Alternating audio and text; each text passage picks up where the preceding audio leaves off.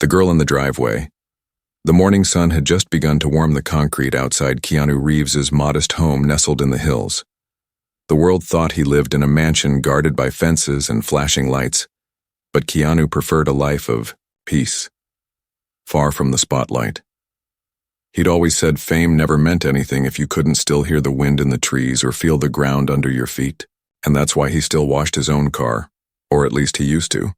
This morning was different. He had planned to take his classic black 1969 Mustang out for a quiet drive along the coast. It had been months since he'd touched the car, and it needed a good clean. But as he stepped outside with a bucket in hand, he stopped. There was a girl kneeling beside the car, her hands covered in soap, her faded jeans soaked from the knees down. Her small fingers scrubbed carefully at the dusty tire, humming a soft melody under her breath. She couldn't have been older than 14. She had no shoes. Her long, dark hair was tied back with a rubber band that looked like it had once held broccoli together in a grocery store. She didn't see him standing there. Or maybe she did and chose to pretend. Keanu didn't speak at first. Something about her song held him still. It wasn't a song he recognized, but it had sorrow stitched into every note, and it came from somewhere deep inside her. There was pain in it and hope just barely clinging to the edge. The driveway, the car, even the morning breeze stood still for a moment. All of it waited. After a minute, she looked up. "I'm sorry, sir," she said quickly, dropping the sponge. "I'm not stealing anything. I saw the dust and I thought maybe if I helped you wouldn't be mad." "Mad?" Keanu asked gently, still watching her. "Why would I be mad?" She hesitated, eyes darting between the bucket and the sidewalk. "I needed to sing," she said, her voice almost a whisper. "But people yell when I do. Your car was alone. I thought it wouldn't mind." Keanu lowered the bucket and sat down on the step beside the door. "What's your name?" he asked. "Alina," she replied, then added, "With one because my mom couldn't afford two. She used to joke about that. Where's your mom now?" Alina looked away. "She passed last year. Some sickness in the lungs. We didn't have papers, so the hospital didn't help much." A silence passed, but it wasn't cold. It was the kind that respected the weight of a truth too heavy for a girl her age. Keanu glanced at the sponge, the bucket, the car, and then back to her. "You sang something just now," he said softly. "Can you tell me what it was?" "It's a song she wrote," Alina replied, her voice tight. "In Spanish, she used to sing it when she worked, cleaning homes, cars, whatever she could find. I sing it so I don't forget." Keanu nodded slowly. His hands rested on his knees and his heart, somehow, felt like it had fallen down a flight of stairs. "Can you sing it again?" he asked. Alina hesitated. "But people laugh when I sing." "I won't." She studied him. His face was kind, not like the ones that rushed past her on the sidewalk, not like the teachers who didn't call her name on purpose because they didn't know how to pronounce it, not like the officers who told her to move when she sat on the library steps. Keanu's face looked like it had seen pain too, and knew how to hold it gently.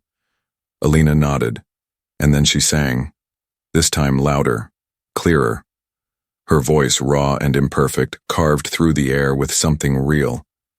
It wasn't polished, it wasn't rehearsed, it was just true, and truth has a sound that can't be ignored. The song spoke of a mother's hands, cracked and tired, of nights spent praying in silence, of a world that never looked at her except when it wanted something. But above all, the song spoke of love, of a daughter who was listening, always listening, even when the world wasn't. Keanu's chest tightened. Memories came in waves. Of his own mother, long gone. Of the times he had barely made rent before his first big break. Of the days he didn't eat so his sister could, and something inside him, something deep and buried, broke. By the time Alina finished the last note, his face was wet. Not from the morning dew, but from tears he didn't know he had left. Alina looked down. "I didn't mean to make you cry," she said quickly, worried, but Keanu reached forward and gently took her hand. "Thank you," he said, For reminding me. She blinked, confused. Reminding you of what? Keanu smiled, but it was a sad kind of smile. That people like you exist. Just then, a black SUV pulled into the driveway. His assistant stepped out, phone in hand. Keanu, we have to go, she called out. You're already late for the reading. He stood slowly, eyes still on Alina. Can she come? He asked. His assistant frowned. Come where? Keanu turned. To Alina. Do you want to come with me? Where? She asked, eyes wide. To a place where people listen. Alina looked unsure. She'd never been invited anywhere that didn't come with rules or warnings. I have to go back soon, she said. My brother's waiting. Keanu paused. How old is he? 6. He nodded. Bring him. What if we get in trouble? You won't. Not today. His assistant stood frozen, completely unsure what was happening. This wasn't on the schedule. Nothing was. But Keanu didn't care. Sometimes the schedule had to wait. Sometimes it had to make room for songs sung in driveways by barefoot girls with stories in their lungs. As Alina grabbed her little brother from behind a bush down the street, Keanu sat in the back seat of the SUV and watched them approach. The boy held her hand tightly. He had no shoes either. They climbed in and the car pulled away. The wind picked up, but the girl's voice stayed. And what she didn't know, what no one could guess, was that the next few hours would change everything, not just for her, but for the man sitting beside her, whose life had already been rewritten by a song he was never meant to hear. Keanu turned toward Alina as the car reached the gates of a recording studio in downtown Los Angeles. He leaned in and asked quietly, Alina, would you sing that song again? But this time, into a microphone? She stared at the giant glass building, the blinking red light above the studio entrance and the gold plaques lining the hallway they were about to enter. Then she whispered, What if the world hears me? Keanu looked at her and said, I'm counting on it. The voice behind the glass as the studio doors slid shut behind them. Alina and her little brother clutched each other tightly. The hallway was cold and polished, with soft lights overhead and pictures of famous faces lining the walls. They didn't know any of the names, but Keanu did. He had recorded voiceovers and readings here, watched musicians chase perfection in the same rooms they now walked past. But this wasn't about music anymore. This was about something deeper. Something raw. Alina walked with slow steps, eyes darting across every polished surface. Her little brother, Mateo, stared at the endless rows of buttons and glowing panels in the recording room like he had just entered a spaceship. A tall man in a denim jacket sat behind the control board. His name was Jonas, one of the most respected sound engineers in the city. He looked up, confused, when Keanu stepped in without an appointment. Hey, Jonas said, rising from his seat. Didn't expect you today. Keanu smiled faintly and pointed to Alina. She's the reason, he said. Jonas glanced at the girl, then at the boy beside her. His face softened when he saw their bare feet. You want me to record her? He asked slowly, uncertain if this was a prank or a mission. Just one song, Keanu said. Trust me. Alina stood by the window, separated from the microphone by a thick wall of glass. On the other side, Jonas handed her a pair of headphones. She stared at them like they were made of gold. Do you want to sit? Jonas asked gently, showing her the stool in the booth. She nodded, sliding onto it and adjusting the headphones with small, careful hands. Keanu stayed outside with Mateo, who sat on his lap, watching through the window. The room was quiet, the kind of quiet that listens. Jonas's voice came through the headphones. You can start when you're ready. Alina closed her eyes. And then she began. But this time it was different. Her voice, still young and a little shaky, filled the space with something ancient, like the sound of memory.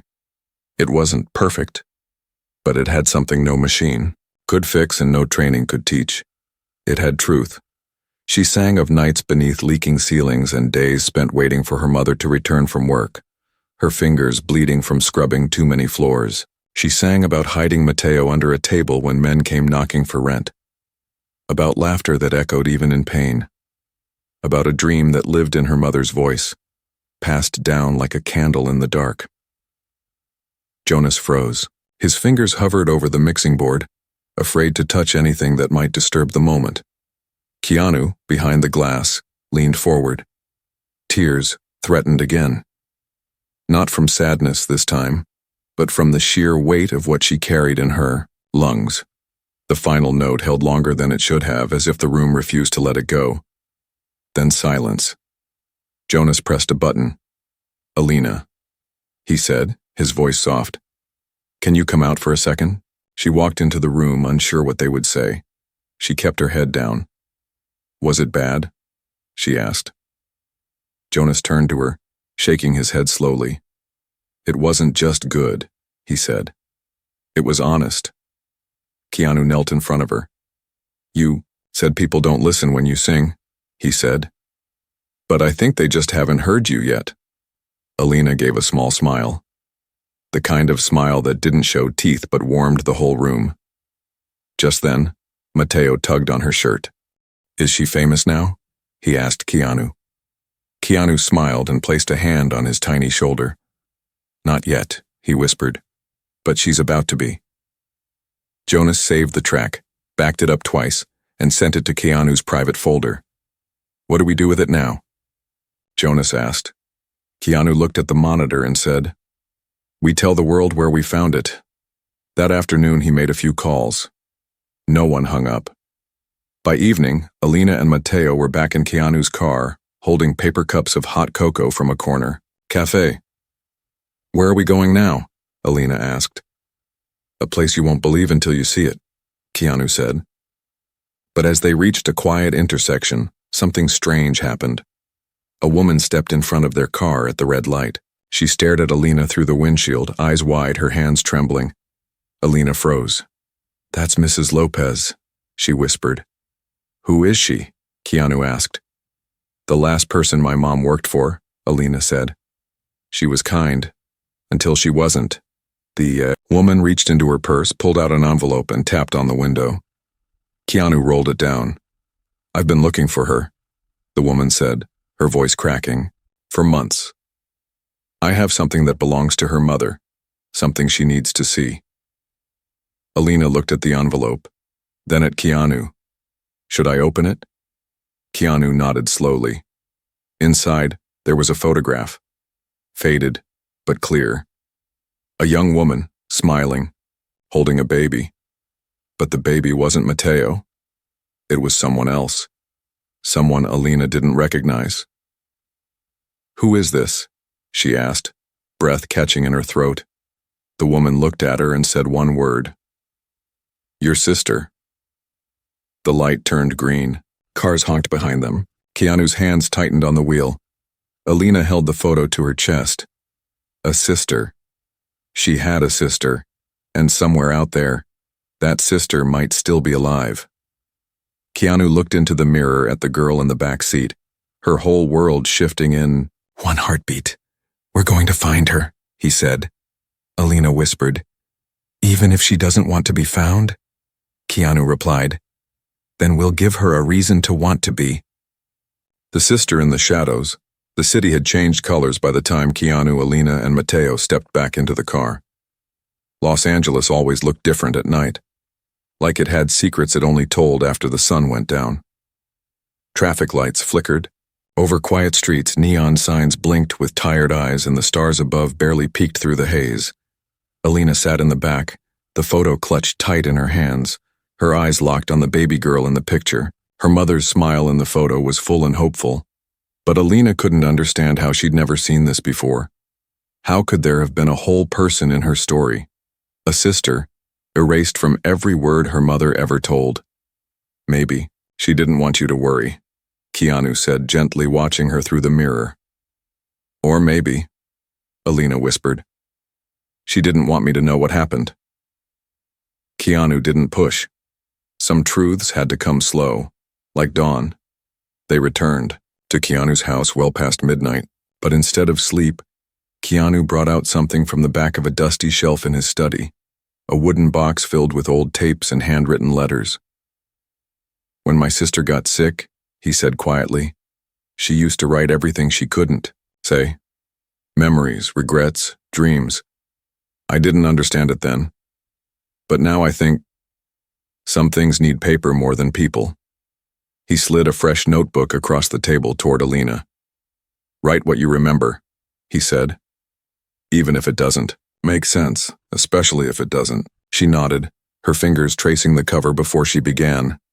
The next day, Keanu made another call, this time to someone he hadn't spoken to in years. Her name was Sonia, a retired private investigator who owed him a favor from a film shoot, gone wrong in Brazil. She answered on the first ring. Keanu, she said. This must be important. I need to find a girl, he said. Probably a teenager now. No name, just a photo, and a mother who worked below the system. Sonia sighed. You don't make it easy. I never do. Send me what you have. And just like that, the photo was scanned, cropped, and sent through a secure line. By sunset, Sonia called back. I've got a trail, she said. Not much, but something. She explained that a local shelter had registered a girl 5 years ago who resembled the photo.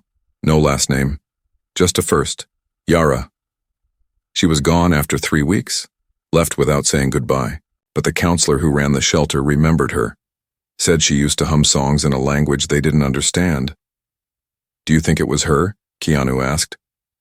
The girl said her mother cleaned houses and sang lullabies about rivers, Sonia replied. So yeah, I'd say it's her. They had a direction now, a small border town called El Paso, near the edge of everything. Keanu packed the car the next morning. Snacks, water, blankets, music. Everything a road trip should have, except the certainty of what waited on the other side. Alina kept glancing at the map on the dashboard. It looked like nothing more than squiggly lines and names of places that meant nothing to her. But this time, she wasn't following streets.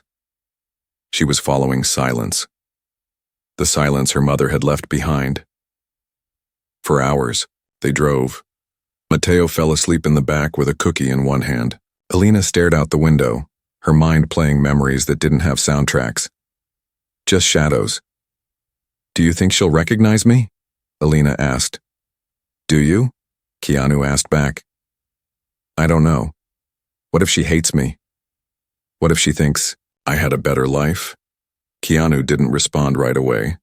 Then he said, sometimes the hardest part isn't being found. It's believing you deserve to be. They pulled into El Paso as the sky turned golden orange, the light stretching long across the road like it was welcoming them in.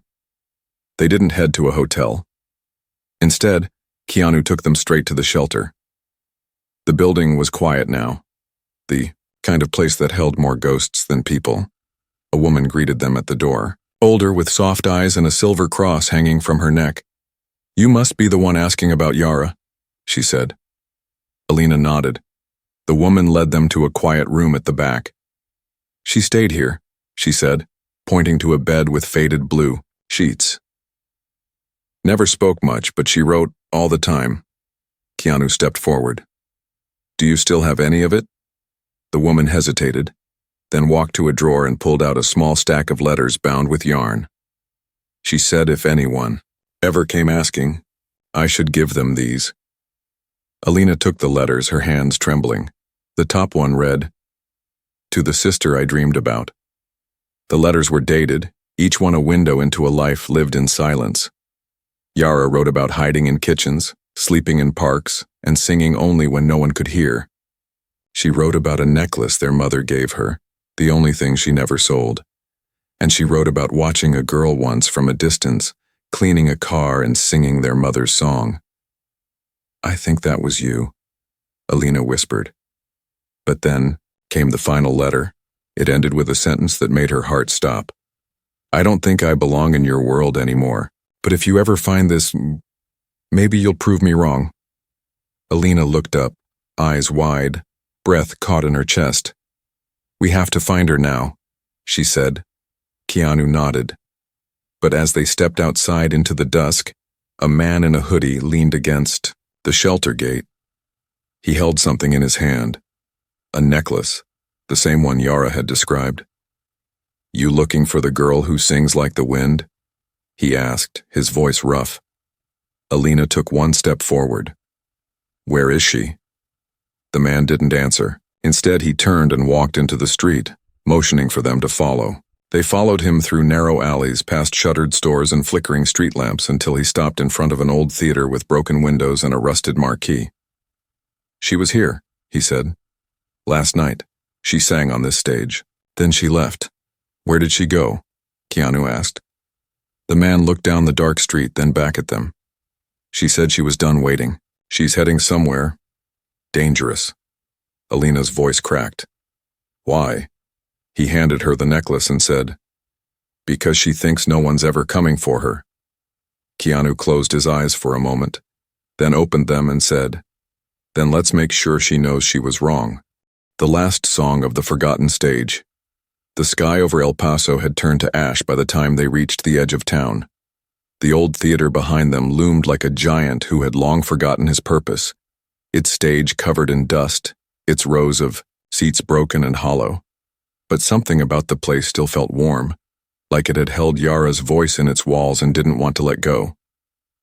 Alina held the necklace tightly in her palm as they stood in the back alley, facing the man who had given it to her.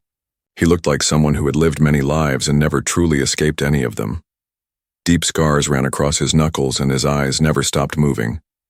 But when he looked at Alina, he stilled, like he saw something in her that reminded him why he still breathed. She left just before sunrise, he said, took the freight line west. Freight line? Keanu asked. Train yards, the man explained.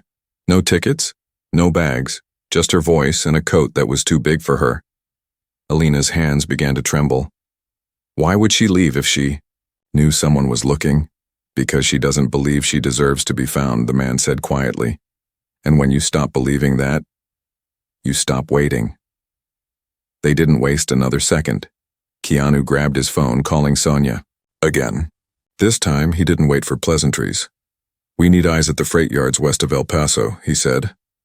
Now, Sonia's voice came through sharp. I'll have someone there in 20 minutes. Tell me who I'm looking for. Keanu described Yara with what little they knew, then handed the phone to Alina. You tell her, he said. Your voice is the only one that matters now. Alina took a breath and spoke, her voice small but steady. She's my sister. Her name is Yara. She sings when she thinks no one's listening. And she wears sorrow like a second skin. The silence on the other end of the line lasted only a heartbeat before Sonia responded. We'll find her. Within an hour they were on the road again, this time chasing shadows and rail lines that cut across the desert like scars. Keanu drove in silence, his jaw tight, his fingers gripping the wheel like it was the only thing keeping him grounded. Mateo slept in the back again, unaware that the world was shifting beneath his feet. Alina sat beside him holding the necklace, replaying the letters in her mind. When they reached the edge of the freight yard, they saw flashlights flickering. In the distance, security guards moving through the rows of empty cars. Sonia's contact met them near the gate, a lean woman with a camera slung across her shoulder and dust on her boots. She was here, the woman said. I showed her the picture. The necklace confirmed it. Where did she go? Alina asked, breathless. North, she replied. She caught a ride with a group of travelers heading toward Santa Fe, but before she left, she sang. What do you mean? Keanu asked. The woman pulled out her phone and pressed play. A recording filled the air. It was Yara, singing. The sound cracked through the cold desert night like thunder wrapped in silk. Her voice was broken and beautiful, trembling yet fearless.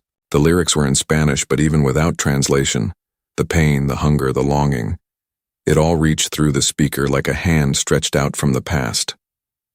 Alina turned away, tears silently cutting paths down her cheeks. She thinks she's a ghost, Alina whispered, but she doesn't know she left a trail of fire. They followed that trail, from freight yard to freight yard, sleeping in the car, surviving on gas station food and motel showers. At every stop, they found whispers. People who had seen her, heard her voice, been moved by it. An old mechanic, said she gave him her last dollar to buy oil for a woman's broken-down van. A fruit vendor said she sang to his dying wife outside their market stall. No stage, no money, just a song. It was like she was trying to give away the last pieces of herself before she disappeared completely. By the 5th day, they reached a small town tucked between the desert and the mountains, Taos, New Mexico, and they found her. Not on a stage, not in a shelter, but in a school. A small arts program run by a former singer who opened her home to kids with broken pasts and strong voices. The woman had taken Yara in after hearing her sing outside the library. When Alina walked into the music room, she didn't say a word. She just listened. Yara was sitting at an old piano, playing notes with shaky fingers, her voice barely louder than a breath. She didn't see them standing there until Mateo ran across the room and hugged her knees. She looked down, confused, then up, at Alina. Her eyes widened, her lips parted, but no sound came. Alina stepped forward. "You wrote me letters?" she said softly. "I read everyone." Yara stood slowly. "You came." "Of course I came," Alina whispered. "You're my sister." Yara broke, not into pieces, but into motion, into tears, into a sound so deep it could only be called grief. They embraced for the first time, not as strangers connected by blood, but as lost halves finally made whole. Keanu stepped outside to give them space, leaning against the car, staring at the horizon. Inside, Yara sat with them, holding their hands. "I thought you had a better life," she said. "I didn't want to ruin it." Alina shook her head. "I didn't have a life without you." And then Yara asked the question no one expected. "Do you still have Mom's song?" Alina nodded. "Then let's sing it. Together." Just as they began to sing, a knock came at the door. It was a man in a suit holding a clipboard and wearing a badge. "I'm looking for Yara," he said. "We need to talk. Now." Keanu stepped forward, blocking the doorway. "She's not alone anymore," he said. The man narrowed his eyes. "This isn't about her being alone. This is about a contract." Alina froze. "What contract?" The man pulled out a folder and opened it. "Because of her voice, she's going viral, and someone's already trying to buy her story." Keanu stared at him. "But the story hasn't even started yet." A voice they tried to own, the music. Room had gone silent, not because the singing stopped, but because something darker had entered with that knock. The man at the door was tall, pressed into a navy blue suit too stiff for the desert heat, and his badge gleamed like it belonged. Somewhere colder, he didn't blink much, didn't smile either. "Who are you?" Keanu asked calmly, though his eyes sharpened like broken glass. The man stepped into the room without being invited, flipping through the folder like it was routine. "Name's Edmund Bailey. I'm with a distribution firm that represents several entertainment networks. Someone from a local venue recorded her last performance. It went up online. In less than 2 days, it's at 5 million views. That's without promotion." Alina moved in front of Yara instinctively, her voice tight. "She didn't give anyone permission to film her." "Doesn't matter," Edmund said. "Public space, no rights to privacy." Yara stood behind her, sister gripping the edge of the piano, eyes wide. She looked like a deer that had just noticed the trap was already around her leg. Keanu stepped forward, slow but firm, and took the folder from Edmund's hands. "You came all the way here to give her a contract?" "To offer her protection," Edmund replied. "Without representation, she's going to be swallowed whole. There are already 8 labels asking about her. Streaming sites want interviews. One network wants to do a human interest piece called The Orphan with the Golden Voice." Yara winced. Keanu handed the folder back. "She's not an orphan. She's standing with her family right now." "Not legally," Edmund replied without hesitation. "She has no papers, no birth record, no social security. In the eyes of the system, she doesn't exist." Alina stepped closer. "So what happens if she signs?" "She gets paid. She gets exposure. She gets a shot," Edmund said flatly. Keanu looked at the contract. The pages were long, buried in legal language that coiled like snakes. There were royalty splits, exclusivity clauses, performance schedules. On the surface, it looked generous. Underneath it was a leash. She sings because it's her truth, Keanu said, his voice low and certain. Not because you see dollar signs. Truth doesn't pay the rent, Edmund snapped. That's when Yara finally spoke. I don't want to be famous, she said. Everyone turned to her. I just wanted to be heard. The words floated in the room for a second too long. Edmund closed the folder and straightened his tie. Well, being heard comes with a cost. The world's listening now. You can either control your story, or let someone else sell it for you. He turned and walked out without another word. The door clicked shut, and just like that, the room deflated. Alina sat beside Yara and took her hand. You don't have to sign anything, she whispered. Your voice doesn't belong to them. Keanu paced the room, running a hand through his hair. Then he stopped. You said you didn't want to be famous, he said, looking at Yara. But what if you use the attention to help others who feel like they're invisible too? Yara tilted her head. What do you mean? I mean, Keanu said, what if we gave the world your voice on your terms? No labels, no contracts, just your truth. For every kid who's ever been told they didn't belong. Alina's eyes lit up. A concert? A message, Keanu corrected. We'll set up a live stream, no middlemen, no filters, just you, your story, your song. They spent the next 48 hours planning. Keanu called Jonas, the sound engineer, who agreed to fly in with his gear and help for free. Sonia arranged security and tech logistics. The local school offered their theater, and volunteers from the town came to help paint, clean, and prepare the space. Word spread fast. Too fast. Journalists arrived with cameras. News vans parked outside. Hashtags trended online. But inside it was still just the three of them, Keanu, Alina, and Yara, trying to hold on to something real in a storm of flashing lights, the night. Before the live performance, Yara sat alone on the theater stage. The seats were empty, but the pressure felt heavier than a full house. Keanu found her there. You okay? He asked. She nodded slowly. I keep thinking about Mama, she said. How she used to tell me the world only listens when you say something it already wants to hear. Keanu sat beside her. Then it's time we change what the world wants to hear. Yara looked up at the ceiling. What if I fail? Keanu placed a hand on her shoulder. Then you fail with truth in your voice, and that's more than most people ever do. The next night, the theater was packed. Not just with people from town, but strangers who had driven hours just to hear the girl who sang like sorrow had taught her to fly. Keanu walked on stage first. No lights, no fanfare. Just him.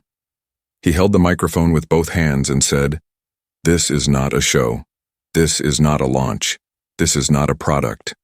This is a girl, a sister, a survivor. This is Yara. Then he stepped aside. The lights dimmed.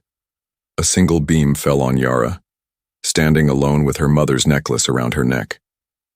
Alina and Mateo watched from the wings. Yara closed her eyes and sang. This time, not like she was hiding. This time she sang like the whole world had finally earned the right to hear her. She sang of longing, of flight, of pain and love wrapped in lullabies. She sang for those who didn't have the words. Millions watched live, millions cried, and just when the final note trembled in the air, a voice came from the back of the theater, soft, broken, but unmistakable. That's my song, the voice said. Everyone turned. An older woman stood in the shadows of the last row, her face hidden under a scarf. Yara's voice cracked. Mama? Alina gasped. Keanu stepped back, heart pounding. The woman stepped forward, eyes full of something ancient. And then she whispered, They told you I died, but I never stopped listening. The mother who never stopped listening, the theater which, moments ago, had been filled with the soft echo of Yara's final note, now sat breathless. No applause, no whispers. Only silence, stretched so tight it felt like the whole room might snap. On the stage, Yara stood frozen, the microphone trembling in her hand. Her eyes locked on the figure emerging from the shadows. Frail, wrapped, in a scarf and long coat, but walking with something deeper than strength. Something like purpose. Alina's breath hitched. She took a slow step forward from behind the curtain. Mateo clutched against her side. Keanu remained still. Even he didn't know what to do in this moment. This wasn't in any script. This wasn't part of any plan. The woman came closer, eyes shining under the theater lights. "I heard the song," she said, her voice shaking like a leaf in the wind. "I didn't know whose voice it was until I heard the second verse. The one I used to hum when I scrubbed floors in silence." Yara's lips moved, but no sound came. She looked to Alina, who stared back, equally stunned. "They said you died," Yara finally whispered. The woman, her mother, took one more step. "I did, in a way. I collapsed in the back of a factory 3 years ago. No ID, no name. They moved me to a clinic for people without records. I forgot who I was for a long time. Grief does that. I thought all of you were lost, so I let myself get lost too." Yara's knees buckled slightly, but Keanu was already there. He caught her, without a word, and held her steady. "When I started to remember," her mother continued, "it felt like a dream. Your faces came in flashes. Your laughter, your crying, your singing." Alina stepped forward now. "How did you find us?" "Someone brought me a video. They said a girl was singing on the internet in Spanish about her mother's hands. I watched it.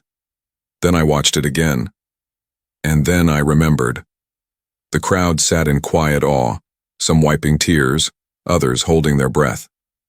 Keanu turned to Yara, who stared at the woman like she was watching a ghost become real. "Do you want to go to her?" Keanu asked. Yara nodded, then stepped down from the stage, her legs unsteady but her heart full. When she reached her mother, neither of them spoke. They didn't need to. Their arms wrapped around each other like two parts of a river that had been separated too long.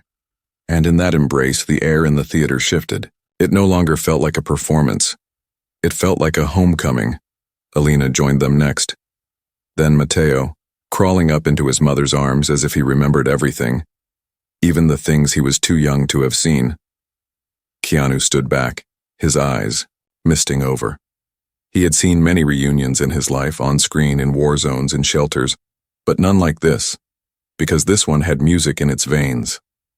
The next morning, the world changed. The video of the performance, along with the unexpected reunion, went viral. Not for fame, not for spectacle, but for truth. People didn't just share it. They felt it. Headlines didn't say, "Young girl goes viral." They said, "A family lost in silence sings itself back to life." In the days that followed, donations flooded into the art school. Scholarships were created in the mother's name. Immigration lawyers volunteered to help reunite other separated families. And radio stations across the country played Yara's song without editing a single note. But none of that compared to what came next. Yara and Alina, with their mother's blessing, began a project. Voices Unhidden. It wasn't an album. It was a mission. They traveled across the country recording the songs of people no one listened to. Maids, janitors, street performers, factory workers, children who sang in languages the world forgot. They didn't charge $1. They just listened, and with Keanu quietly funding it all from behind the curtain, the world began to shift. Not with a roar, but with a hum. A low, powerful melody that said, "We are here. We've always been here," 1 year later. Keanu sat quietly on the same theater stage where it all began, watching the second annual Voices Unhidden showcase. Alina and Yara introduced a girl from Ethiopia who sang lullabies her grandmother whispered during droughts. A boy from New York rapped about losing his father to a job he wasn't allowed to speak of. And then at the end, Alina and Yara walked on stage together, hand in hand. "This song," Yara said, "was written in a kitchen, sung in hallways, and carried across deserts. It was never meant for money. It was never meant for applause. It was meant to be heard by the ones who needed it most." And then, as they began to sing the song their mother gave them, this time in harmony, this time complete, Keanu closed his eyes and listened. He didn't need to see them. He could hear who they were, and who they'd always been. In the front row, their mother sat with her arms around Mateo, swaying gently, tears rolling down her cheeks. Not from sorrow, but because, for the first time in years, she wasn't singing alone.